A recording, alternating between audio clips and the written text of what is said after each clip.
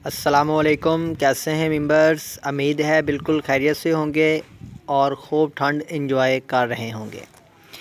गुल दाऊदी को लेकर बहुत सी पोस्ट भी आ रही हैं और सवालात भी पूछे जा रहे हैं। काफ़ी एक्सपर्ट लोगों ने इस पे बताने की कोशिश की है।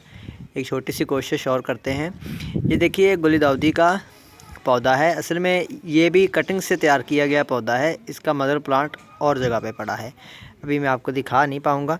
ये देखिए, इसके बाद यहाँ पे ये इसकी सकर्स, इसके बच्चे, रनर्स, कुछ भी कह सकते हैं आप, जिनसे नए पौधे पैदा किए जा सकें, काफ़ी ज़्यादा बन जाते हैं। ये देखिए, और ये देखिए, इनको आपने ऐसे लगा रहने देना है। फूलों की इनकी कंडीशन देखें। ये फूल आने के बाद ये अपनी उम्र पूरी कर चुके हैं। मैं इनको सबको यहाँ से काट कर दूँगा, ठीक है। ये भी देखिए, इनके भी फूल पूरे हो चुके हैं। इनको यहाँ से इनकी कटिंग कर देंगे।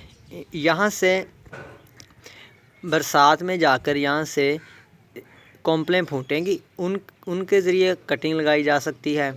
और ये जो इसके तने के बिल्कुल साथ, ज़मीन के साथ यहाँ से नए पौधे और निकलेंगे। इनको अलग करके सितंबर के शुरू में कटिंग के तौर पर या नए पौधों के तौर पर लगाएंगे और इनको शापर वगैरह के साथ कवर कर लेंगे, तो ये बेहतरीन नए पौधे तैयार हो जाएंगे। ये देखिए, ये भी एक छोटी सी कलम लगाई थी। ये देखिए, इस पर एक ही फूल आया। ये देखिए, जब ये काफ़ी ज़्यादा बन जाएंगे तो इनकी मिट्टी बाहर निकालेंगे। गमला उल्टा करने के बाद तो ये इनके साथ रूट्स बनी होंगी, इन सब की रूट्स बनी होंगी, तो ये अलग अलग आसानी के साथ चल जाएंगे। इसमें कोई रॉकेट साइंस नहीं है। उम्मीद है आपको अच्छे से समझ आ गया होगा। शुक्रिया। अस्सलाम वालेकुम।